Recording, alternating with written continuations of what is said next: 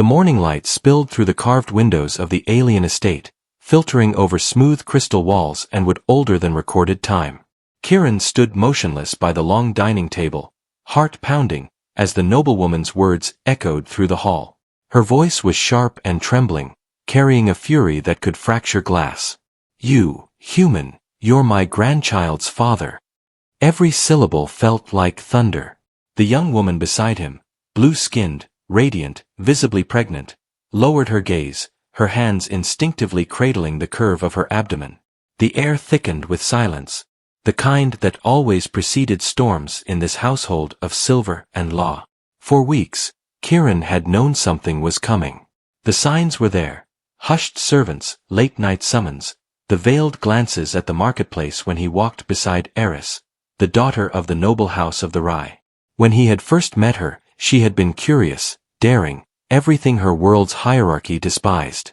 He had never imagined affection could bloom between species so different, one human engineer stranded on an alien moon, and one noblewoman's heir, rebellious enough to defy the caste that bound her. Yet, amid the machinery he repaired and the ruins they explored, they had found something neither could name. Now that fragile peace had shattered in the cry of her mother. The noblewoman, Lady Sereth, stepped closer, her silver hair coiled like frost around a face carved with authority. She was the embodiment of the Dominion's power, the matriarch of a 1,000-year line. "Do you know what you've done?" she hissed. "You've broken the genetic sanctum, defiled the lineage that guards the gates of the ancients." Kieran's jaw tightened. He'd heard that word, defiled, too many times. "It wasn't defilement," he said quietly. "It was love." The word hung between them like a weapon. Eris looked up, her eyes wet but steady. "Mother, I chose him." The matriarch's breath caught, her hand trembling as if she'd been struck. "Chose?" she repeated, voice cracking. "You think choice excuses heresy?" The room pulsed with the tension of two worlds colliding. Kieran wanted to speak, but his mind raced back to the beginning, the night his ship had crashed in the jungles of the Rye Prime. Eris had found him half dead, pulled him from the wreckage, nursed him with strange luminescent roots. They had barely shared a language then, but he had seen compassion in her eyes, an emotion he hadn't seen among her kind before. Now, that same compassion had brought ruin to her family's name. "If the council learns of this," Sereth said, her tone hardening again, "they will erase you both. Do you understand that, human?" "I've been erased before," he answered. "From my home, my command, my world. I can survive it again." Sereth's gaze darted to her daughter's stomach. "But she won't," she said. "Nor will that child. The bloodline won't allow it." Her words cut deeper than any blade. Eris stepped between them, voice rising with defiance. "Then the bloodline ends with me." The matriarch recoiled, as if her daughter's courage burned her. "You would end a dynasty for a stranger?" "He's not a stranger," Eris said, her voice trembling. "He's the father of my child. And you, mother, you're going to be a grandmother." The declaration was soft, but it carried more power than any ritual vow. The servants at the edges of the hall lowered their heads, daring not to move. For the first time, the noblewoman looked uncertain. Kieran watched her eyes shift, rage battling sorrow, duty fighting something human beneath centuries of control. "You don't understand what that child means," Sereth whispered finally. "The blood of the ancients and the breath of the outsiders, it could destroy the veil that separates our worlds. It could wake things that were never meant to rise again." Kieran frowned. "You talk like you've seen it." "I have," she said, her voice darkening. "I was there when the first hybrid was born. It tore its city apart." Eris gasped. "That's just a myth." "No myth," Sereth said. "A warning." Her gaze fell on Kieran again. "And now you've made it real." A tremor rippled through the structure, distant but powerful enough to shake the windows. The servants cried out as the lights dimmed, shadows crawling across the walls. "What was that?" Kieran asked. Sereth's expression hardened. "The council," she said. "They've sensed the convergence. They're coming for you.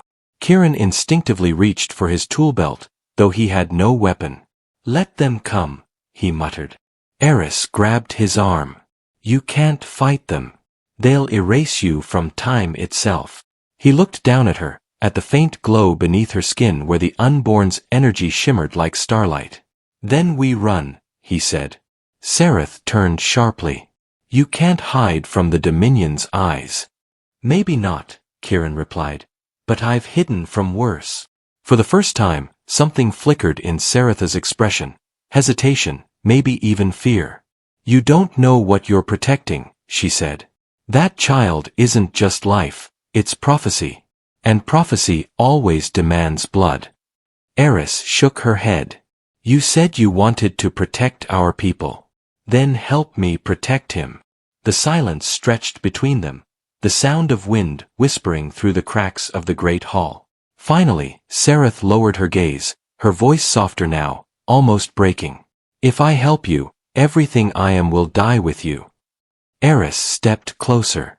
Then die with us, mother. Die free. The noblewoman closed her eyes, a single tear glinting like liquid glass.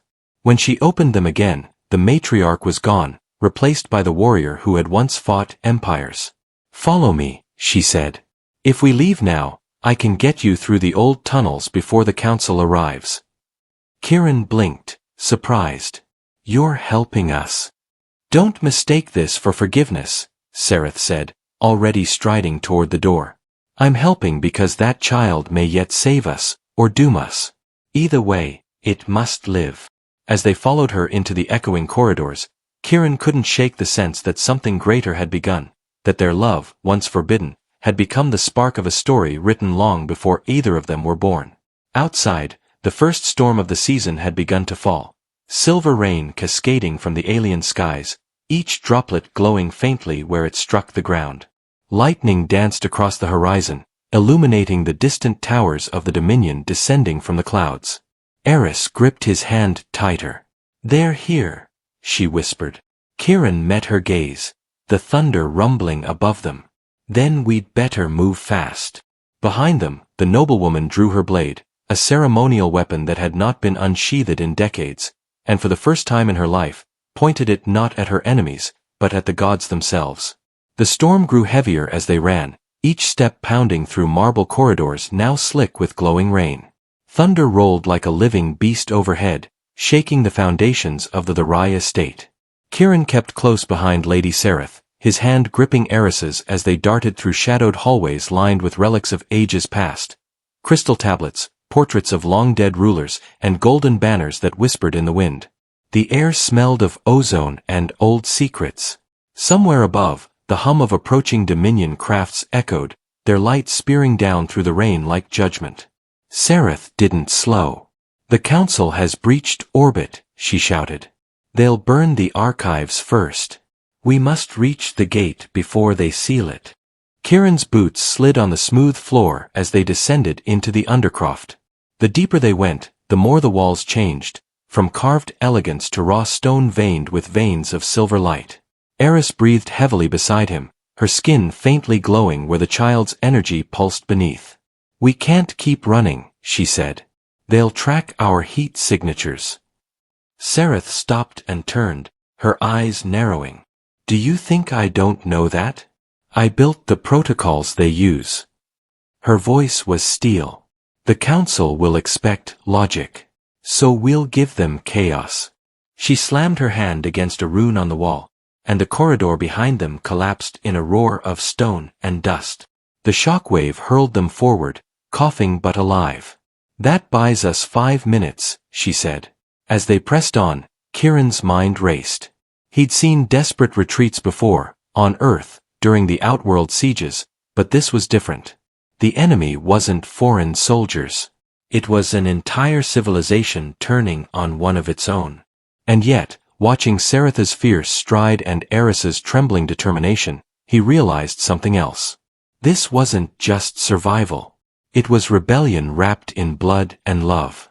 What is this gate? He asked finally. A way off-world? Sereth didn't answer immediately. Older, she said. A doorway between timelines. It was sealed after the first convergence, after the hybrid child nearly unmade the Dominion. Kieran frowned.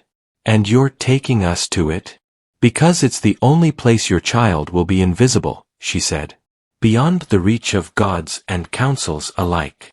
They reached a circular chamber glowing with ethereal light. The floor was covered in ancient symbols that pulsed as they approached, each one reacting to Eris's presence. The gate towered before them, a ring of shifting crystal, its center filled with liquid starlight that shimmered like a living mirror. The hum that emanated from it wasn't sound but vibration, a resonance that seeped into Kieran's bones. Eris hesitated at the threshold. If we go through, we may never return. Sereth met her gaze. Return to what? A cage gilded by history. For a moment, mother and daughter stood silent, the rain's faint patter above the only sound. Then Eris nodded. Then we go together.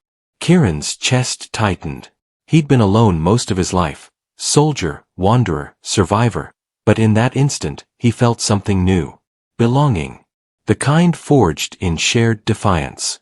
He took Eris's hand again and looked to Sereth. What happens on the other side? The noblewoman's eyes softened briefly. That depends on who steps through first. Before he could ask what she meant, the ground trembled. A voice boomed through the tunnels, deep and mechanical, the voice of the council's overseer. Lady Sereth of the Rye, you have violated the covenant. Surrender the aberrant blood or face erasure. The echo was everywhere, omnipresent. Sereth's jaw tightened. We're out of time, she said. Go. Now. But Eris froze. Her breathing quickened, hand clutching her abdomen as the light around her body flared. Something's wrong, she gasped. The child, it's reacting. The air grew heavy, vibrating with energy that made the walls crack. Kieran dropped beside her, gripping her shoulders. Eris, look at me. Focus on my voice. She shook her head violently, eyes glowing with impossible light. It's not me, Kieran, it's the gate. It knows. Sereth stared at the symbols beneath them, realization dawning in horror. The child isn't waiting to be born, it's awakening the gate. The crystal ring erupted with blinding brilliance, the starlight inside swirling into violent storms of energy. The resonance deepened, becoming a pulse, heartbeats merging into one. Kieran shielded Eris as shards of light burst around them. He could see shapes within the storm, ghostly silhouettes of past and future, glimpses of cities floating among stars, and faces not yet born. We have to shut it down, he shouted. Sereth shook her head. You can't. It's rewriting the pattern. The overseer's voice thundered again, closer now. Containment breach detected. Initiate eradication protocol. The air filled with a sound like shattering glass as the ceiling cracked open, revealing the descending shapes of Dominion soldiers wrapped in armor of radiant steel. They've found us. Kieran pulled Eris toward the gate, its energy surging like a living flame. We go now or we die here, he yelled. Sereth drew her ceremonial blade once more, its edge humming with ancient power. Then go, she said, stepping between them and the descending troops. I'll hold them. Eris's eyes widened. Mother, no. Yes, Sereth said softly. A bloodline must break for another to begin. Kieran hesitated, but she met his gaze and nodded once. Take her. Take my grandchild. Make this worth what we've lost. Before he could speak, she turned and unleashed a strike of light that split the chamber, blinding the soldiers. The last thing Kieran saw was her silhouette bathed in white fire as he pulled Eris through the gate's roaring light. The world inverted. Every sense dissolved into brilliance and sound, their bodies unraveling into starlit strands that raced through dimensions. For a heartbeat, Kieran thought they were dying. Then the light softened. They were standing in a field of shimmering grass beneath a violet sky, the air calm, the horizon endless. The gate stood behind them, flickering, its energy dimming as it sealed. Eris fell to her knees, gasping. She stayed behind, she whispered. She saved us. Kieran knelt beside her, the alien stars reflected in her tears. Then she's part of what comes next, he said. Above them, the sky rippled, revealing constellations shifting into new forms, patterns that told stories no civilization had ever written. But their peace was short-lived. From beyond the horizon, a sound rose, low and distant at first, then rising like a storm. Kieran turned, heart pounding. Shadows were moving across the violet plain, tall, graceful figures glowing faintly with energy, their movements synchronized like a single mind. We're not alone, he murmured. Eris clutched his arm, eyes wide. Those aren't Dominion soldiers. The figures stopped at the edge of the field, silent, watching. One of them raised a hand, and the symbol of the Rai bloodline flared in the sky above them. They've been waiting, she whispered. For us, or for what comes next. The violet plain stretched into eternity, humming with faint light as if the soil itself remembered stars. Kieran stood guard near Eris, watching the distant figures approach with deliberate grace. Their movements were fluid, not hostile, but there was something unnerving about how they seemed to flow instead of walk. The closer they came, the more details sharpened. Their forms were neither entirely solid nor vapor, translucent bodies threaded with lines of radiant energy. Faces flickered like reflections in water. The leader stopped a dozen paces away, raising a hand in silent acknowledgement. Its voice, when it came, wasn't sound at all but vibration in their bones. Welcome, bearers of convergence. You have crossed the gate before your time. Eris struggled to her feet, one hand over her stomach, eyes wary but curious. Who are you? The figure tilted its head, light shifting in its chest like a heart. We are what your ancestors called the first architects. We are the echo that remained when your worlds diverged. Kieran frowned. So, ghosts. The being seemed amused. If memory is a kind of life, then yes. The field shimmered as more of them appeared, surrounding the couple in a circle of soft light. The hybrid child you carry is the bridge we built long ago. Its birth will determine which path endures, creation or collapse. Eris's voice trembled. And if we fail? Then all becomes silence, it said simply. Kieran stepped forward, his human stubbornness rising. We didn't come here to fulfill anyone's prophecy, he said. We came to survive. The beings pulsed faintly, as though considering him. Survival is the beginning of every story, the leader said. But destiny is the end of one. Eris reached for his hand, grounding herself in the warmth of his touch. What do you want from us? She asked. To finish what began eons ago, the being said. But first, you must choose. At its gesture, the field rippled and divided. On one side, a city of crystal and light emerging from the plain, gleaming with promise. On the other, a dark horizon filled with rising storms. One path leads to life unending. The other to freedom finite. The child cannot be both. The words hung like judgment. Kieran's chest tightened. You're saying if we save the child, we lose ourselves? The figure's glow dimmed. No. You lose the boundaries that define you. Humanity. The Rai. All become one endless pattern. He turned to Eris. And the other choice? You keep your identity, the being said. Your people remain separate. The child will live a mortal life, bound by choice, not design, but the cycle of conflict will continue. Kieran exhaled slowly. It was no choice at all, just two versions of loss. Eris's fingers gripped his tighter. We'll decide together, she whispered. But before they could speak again, the ground trembled. The horizon darkened. A sound like thunder rippled across the plain. The figures turned as one. The Dominion has followed.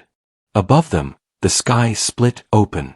Through the rift, ships emerged, massive, black as obsidian, their engines tearing the air apart. The gate's signature had drawn them even across dimensions. Kieran cursed under his breath. They never stop. Eris's expression hardened. We have to protect the child. The architects looked to her. Then you must awaken its power, they said. It is not born yet, she protested. It is, the leader replied. It only sleeps. Eris's glow intensified, spreading across her skin in intricate patterns that mirrored the sigils beneath their feet. Kieran felt the energy rising from her like heat. What's happening? He shouted over the growing roar. She's merging, one architect said. Be ready. The storm above fractured into beams of radiant energy as the Dominion ships opened fire. The architects raised their arms, forming a barrier of pure light, but it faltered under the assault. We cannot hold them, the leader said. The gate must be sealed. Kieran looked around, desperate. How? With the life that opened it. The being answered.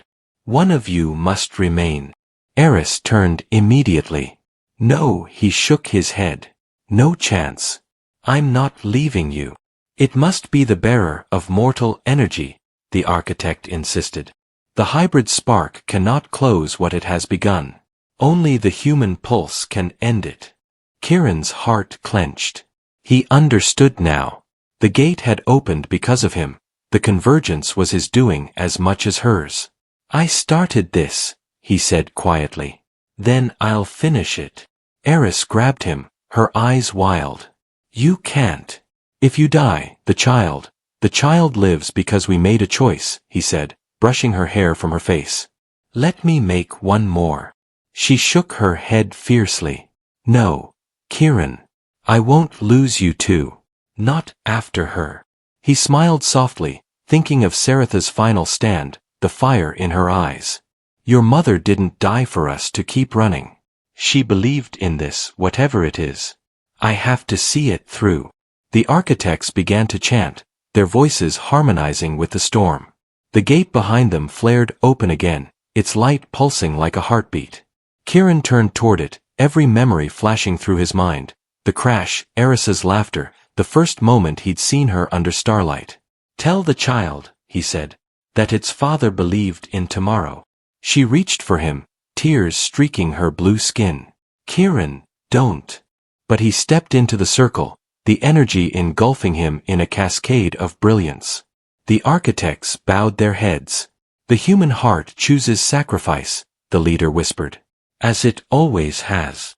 The light consumed him, spreading outward in waves that tore through the storm. The Dominion fleet froze mid-air, their weapons dimming as the field of convergence swallowed them whole. For one blinding moment, everything, light, sound, fear, ceased. When it faded, the sky was clear. The ships were gone. The gate had vanished. Only the endless plains remained, silent and still. Eris fell to her knees, sobbing into her hands. The architects surrounded her, their light dim but steady. He has become part of the bridge, the leader said. His essence binds the worlds now. Through your child, he will return. She looked up, eyes burning with grief and defiance. Then he's not gone, she whispered. Not yet. The leader inclined its head. No. But the cycle begins anew. You must raise the child to remember both paths. She nodded slowly, hand over her heart. I will. As dawn rose over the violet horizon, the architects faded one by one until only silence and wind remained. Eris stood alone beneath the awakening sky, the faint shimmer of Kieran's presence lingering like warmth against her skin. She looked down at her stomach, where the unborn's glow had softened to a steady rhythm. He gave us a world, she murmured. Now we'll build it. Above her, new constellations shimmered into being, stars forming bridges of light across the void, spelling names no tongue could yet pronounce. Somewhere within that brilliance, a familiar voice whispered faintly, not in sorrow but in peace. I'm still here. Eris smiled through her tears. I know, she said softly. And when our child takes its first breath, the universe will too. The violet dawn spread across the endless plain, soft and slow, as if the universe itself hesitated before breathing again. Eris stood in the wind, her robes fluttering around her, the faint glow of her unborn child reflecting in her tear-streaked face. The air was calm now, too calm. The architects were gone, their light dissolved into the horizon. Yet she could still feel Kieran in the stillness, not as a ghost, but as a pulse beneath the earth, a rhythm steady and sure. "You're still here," she whispered. The wind stirred in reply, whispering through the silver grasses like a promise. The quiet was both comforting and cruel. She walked toward the place where the gate had once shimmered. Only a faint circle of scorched grass remained, pulsing with residual warmth. Kneeling, she pressed her palm to the soil. For a heartbeat, it pulsed back. A single tear slipped from her cheek, falling into the dirt. "He gave everything," she murmured. "And I couldn't even say goodbye." The child within her stirred, a small kick against her ribs. The light flared briefly, and she smiled through grief. "You felt him too, didn't you?" she whispered. The unborn answered with another movement, soft, insistent, alive. "Then we'll make him proud," she said. "We'll make this world remember his name." Days passed. The violet sky slowly deepened into hues of amber and gold. Strange flora bloomed across the plains, flowers that glowed faintly at night, vines that sang when touched by the wind. The world itself seemed to awaken around her, reshaping to her presence. She built a shelter using fragments of the gate's crystal, each piece humming with the same pulse she'd felt beneath the soil. When she touched them, she felt not only Kieran but echoes of Sereth too, distant yet guiding. Sometimes she dreamed of her mother, standing in white fire, sword raised, smiling with pride. Sometimes she dreamed of Kieran, whispering her name across starlit fields that never ended. One night, she woke to a strange sound, the rustle of wings, heavy and deliberate. She rose quickly, grabbing a shard of crystal as a weapon. In the doorway stood a figure, tall, cloaked, and motionless. The hood fell back to reveal a familiar face, green gold skin, eyes that burned like memory. "Tharn," she breathed. The warlord of the Dominion had found her. He looked older, wearier, the arrogance gone from his bearing. "So it's true," he said softly. "You crossed the gate. You survived." She tensed, ready to fight. "If you've come to finish what your council started." "No," he interrupted, voice steady. "I came to end what they could not. To see what your mother died protecting." He stepped closer, and the light from her child's glow reflected in his eyes. For a long moment he said nothing, simply staring. Then, with something like reverence, he knelt. "By the stars," he whispered. "The blood of two worlds." Eris blinked, caught off guard. "You're not here to kill me?" "I was," he admitted. "Until I saw what your sacrifice wrought. The Dominion is fracturing." The council vanished when the gate closed. "Whole sectors are calling your mother's name as prophecy." "Prophecy," she repeated bitterly. "All she wanted was for me to be free." "Then perhaps freedom is prophecy," he said. "And perhaps that child is the future none of us deserve, but all of us need." She studied him carefully, still mistrustful but sensing no deception. "Why tell me this?" Tharn looked away. "Because there will be others who won't come to talk. They'll come to claim or destroy what you carry. You'll need allies." "And you?" she asked. He met her gaze again, a faint, rueful smile crossing his lips. "I was your mother's enemy. Maybe this is how I atone." He reached into his cloak and withdrew a small metallic sphere, an artifact bearing the sigil of the Rai line. "She asked me to give you this if I ever found you." Eris took it with trembling hands. The sphere unfolded, revealing a projection, Seretha's image, clear and alive. "My daughter," it said. "If you see this, then I am gone. And the stars have judged me kindly." The message continued, her mother's voice steady yet filled with warmth. "Do not mourn me. I stood where duty and love met, and I chose love. If that is rebellion, let it burn eternally. Protect the child. Teach it to choose not as God's command, but as hearts believe." The image faded, leaving only silence and tears. Tharn bowed his head. "She died a warrior's death." "No," Eris said softly. She died a mother. For the first time, Tharn smiled genuinely. Then she was greater than any ruler I've known. He turned toward the horizon. The Dominion will send their hunters. When they come, light the beacon. I will answer. He left her then, disappearing into the glowing mist as quietly as he'd come. Eris stood beneath the alien stars, holding the sphere close to her chest. The child's pulse matched her own. Do you hear that? She whispered. Even the enemies she once fought honor her now. Maybe this is what he meant by a bridge. She looked upward, and for a fleeting moment, one of the constellations flickered into the shape of Kieran's face, smiling faintly before fading back into light. The wind picked up, carrying warmth through the cool air. I miss you, she said softly. But I think you'd be proud. The glow of her child spread through the shelter, bathing everything in gentle gold. She lay back, eyes closing, surrounded by warmth, by memory, by the pulse of new life. In the weeks that followed, the land changed even more. Forests grew where plains had been, rivers formed from the silver rain, and creatures of light emerged from the soil. The world was becoming alive, shaped by the child's presence and her will. Eris spoke to her unborn often, telling stories of her father's courage, of her grandmother's defiance, of the old dominion and the freedom born from its ashes. The more she spoke, the more the world seemed to listen. One evening, as the first storm of a new season brewed in the distance, she felt the first contraction. The pain came sharp and sudden, but it carried with it no fear, only purpose. She smiled through tears. He's coming, she whispered. Our child is coming. The labor lasted through the night, fierce and relentless.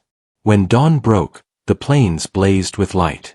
And when the cry finally came, a small, perfect sound, it rippled through creation like a hymn. The storm stilled. The trees bowed. The rivers glowed. Eris held the newborn close, tears falling freely. The child's eyes opened, one blue, one green, both glowing softly like twin worlds at peace. You're the bridge, she whispered, voice shaking. You're everything we hoped for. Somewhere beyond sight, in the rhythm of wind and light, Kieran's voice seemed to whisper again, steady, gentle, proud. I told you. We'd build tomorrow. Eris smiled, holding their child as the rising sun painted the horizon in gold. The child grew quickly beneath the strange skies of that newborn world. Months passed, and life took shape around them. Forests humming with light, rivers that sang, mountains that glowed faintly under twin moons. Eris named her son Kale, after an ancient Therai word meaning hope reborn. He had Kieran's steady eyes and her people's luminous skin, his laugh like wind through crystal leaves. When she held him, the weight of all that had been lost felt lighter. The pain was still there, but so was the promise, that something greater than bloodlines or war had begun here, where two worlds met and neither one conquered the other. Each day, Eris taught him the stories of his lineage. She told him of Kieran's courage, of Saratha's sacrifice, of how love could defy laws written in the bones of the cosmos. As he listened, the glow beneath his skin would brighten, and the earth around them would stir. Plants leaned toward him as if drawn by unseen gravity. Even the sky responded, clouds forming patterns that mirrored the sigils of the old dominion. The architect's promise had proven true. The hybrid child was more than prophecy. He was balance made flesh. Yet the same truth that made him wondrous also made him dangerous. Eris knew peace would not last forever. Beyond the stars, old empires stirred. One evening, as Kale slept wrapped in woven starlight, the wind changed. It carried the scent of metal, oil, and thunder. Eris rose immediately, sensing eyes on her. From the edge of the forest came a flicker of movement, black armor glinting beneath the moon. Hunters. Dominion loyalists who had survived the collapse. Their voices crackled through helmets as they advanced. Confirm visual. The anomaly lives. Eris's heart raced. She hid Kale beneath the crystal cradle and whispered a single word, *sleep. The child's glow dimmed to a faint shimmer. Grabbing Saratha's blade, she stepped outside into the cold, the wind whipping her hair across her face. You came far for ghosts, she said. The soldiers stopped. Their leader stepped forward, his armor marked with the sigil of the old council. "We come for what should not exist," he said. "The convergence child threatens the order of worlds." Eris raised the blade. "Then it's order that's wrong." He tilted his head. "You think love absolves heresy?" She smiled bitterly. "I think love outlasts it." They opened fire, streams of white plasma cutting through the air. Eris moved faster than she ever had, the sword singing with energy, deflecting bolts that seared the air. The ground beneath her pulsed, Kale's dormant power responding to her heartbeat. Vines erupted from the soil, wrapping around the soldiers' legs, dragging them down. The forest itself fought beside her. When the last soldier fell, silence returned, but it was not over. The leader rose from the wreckage, helmet shattered, revealing a scarred, familiar face. "Tharn," she whispered. He smiled faintly, blood on his lips. "I warned you they would come. I led them here." Her eyes filled with betrayal. "You said you'd protect us." "I did," he said, stepping closer. "I led them away from the capital, so they'd find me instead of a fleet." His strength faltered, and he dropped to one knee. "I've lost everything, except this." He reached into his cloak and held out a fragment of crystal, the last piece of the gate. "Take it. When the time comes, your son will need it." She hesitated, then took it, her hand brushing his. "Why help us now?" He looked up, pain softening his voice. "Because your mother believed you'd make me see what she saw in you." She was right. As dawn rose, Tharn's body turned to dust, scattered by the wind. Eris stood in silence, the blade heavy in her hand. When she turned back, Kale was awake, standing beside the cradle, his eyes luminous. "Mama," he said softly. "He's gone." She nodded, kneeling to his height. "Yes. He chose to help us." Kale looked past her, to the horizon where the first light broke through. "They won't stop coming," he said, his voice small but certain. "Then we'll make them see," she answered. "Like he did. Like your father did." The boy tilted his head, confused. "He's gone." Eris smiled faintly. "No, little one. He's everywhere." She touched his chest. "Here. And in every breath this world takes." Years passed. Kale grew, curious and wise beyond his age. He could bend light into form, call wind with a whisper, heal wounded creatures with a touch. The architects had not lied. He was the bridge. One evening, as stars ignited across the sky, Eris stood beside him on a hill. "Your father once said humanity's strength was compassion," she told him. "It made them fragile, but it also made them endless." Kale looked up, eyes shimmering. "Then I'll be endless too." She smiled through tears. "You already are." The wind stirred, carrying faint laughter, the sound of Kieran's voice, warm and distant. She closed her eyes. "You see," she whispered. "He never left." Far above, unseen, the ark drifted again between stars, reawakened, alive. Its engines glowed softly, powered by something deeper than technology, legacy. Within its data archives, Kieran's consciousness flickered, aware but at peace, watching over the world he had helped create. His voice, faint but clear, whispered across the void. She did it. The stars pulsed once, as if answering. Below, Eris looked toward the sky, her hand in Kale's, both of them standing at the edge of tomorrow. "One day," she said softly, "you'll leave this world. And when you do, remember this, bridges aren't built to stay still. They're built to be crossed." The boy nodded. "I'll find him," he said, "and bring him home." She smiled, eyes glistening. "Then our story will finally end where it began, in love." The wind rose again, scattering silver petals across the plains. As the twin suns rose, painting the sky gold and violet, Eris lifted her son into her arms, the light of two worlds shining on them both. In that moment, the prophecy was fulfilled, not in conquest, nor in destiny, but in choice. Humanity and the Rye were no longer separate. They were one heartbeat, one legacy, one endless beginning.